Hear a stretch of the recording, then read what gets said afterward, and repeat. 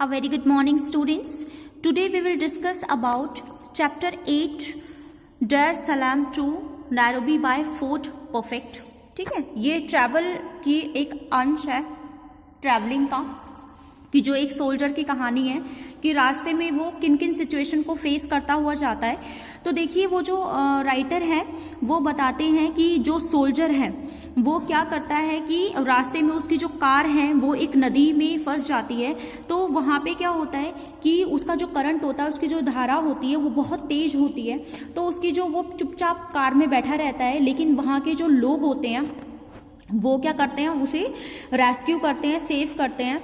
तो यही बताया गया है इसमें लास्ट में कि क्रोकोडाइल जो है जब वो उसको निकाल रहे थे, खींच रहे थे उसको, तो वो क्या कर रहा था, केवल जो राइटर था वो चुपचाप वहाँ पे कार में बैठा हुआ देख रहा था, क्योंकि उसके पास उसके अलावा और कुछ काम भी और कुछ कर भी नहीं सकता था वो। तो बहुत ही हार्ड तरीके से वो खींच रहे थे, स्ट्रॉन्ग मैन जो थे। लेकिन I sat helpless in the car watching, मैं चुपचाप वहाँ पे बिना असहाय बैठा हुआ था, कार में सब कुछ देख रहा था। और वहाँ पे एक जो क्रोकोडाइल था वो swimming around the raft and the crocodile started up to me, और वो जो क्रोकोडाइल है वो मुझे निर्दयी आंखों से, अपनी काली काली आंखों से घूर रहा था। I was bobbling about on that river that over and और, मैं 1 घंटे तक वहाँ पे फंसा रहा। But in the end of the वो 6 strong man won their battle, और जो 6 स्ट्रॉन्ग मैन थे उन्होंने जो बैटल था, वो युद्ध था, वो मुझे पार कराने का वो जीत लिया था, और वो मुझे एक्रॉस किनारे पर ले आए थे।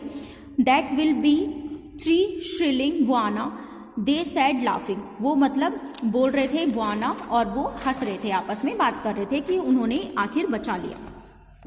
नेक्स्ट है, देखिए, only once did I see any elephant, I saw a big tusker and his cow and their one baby moving slowly forward in the eastern about 50 yards from the road on the edge of the forest. फिर उसके बाद only once, एक बार मैंने क्या देखा, elephant को देखा। एक मैंने देखा बहुत ही एक बड़ी, फिर एक उसको देखा, काऊ को देखा, और जिसके पीछे उसका बेबी था, और वो स्लोली धीरे धीरे उसको चेस करता हुआ आ रहा था, जो कि 50 yards फ्रॉम द रोड, जो कि रोड से 50 yards तक दूर था, on the edge of the forest के किनारे। I stop the car to watch them, मैंने अपनी जो कार है वो रोक ली उन्हें देखने के लिए, एलिफेंट्स और काऊ को।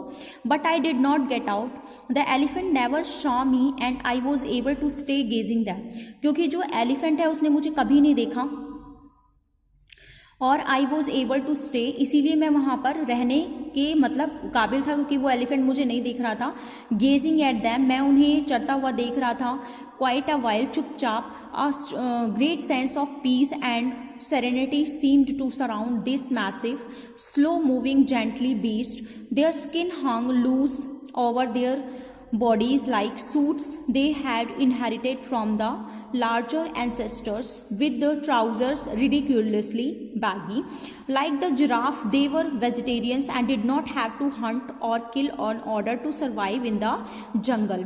उन्हें वो वैसे ही जिराफ की तरह ही थी, क्योंकि मैं उन्हें बहुत देर तक पूर्वजों जैसे, वो बहुत ही जैसे बड़े पूर्वजों के अपने थे, तो क्या था कि मैं उन्हें जंगल में देख रहा था करते हुए कि कैसे वो प्योर वेजिटेरियन थे, दे वर वेजिटेरियन, और डोंट हैव टू हंट और किल, क्योंकि वो हंट तो करते नहीं थे, शिकार तो करते नहीं थे, क्योंकि जंगल में शिकारी तो करना होता है अगर उन्हें सरवाइव करना है तो। And other wild beast other to dare to threaten them.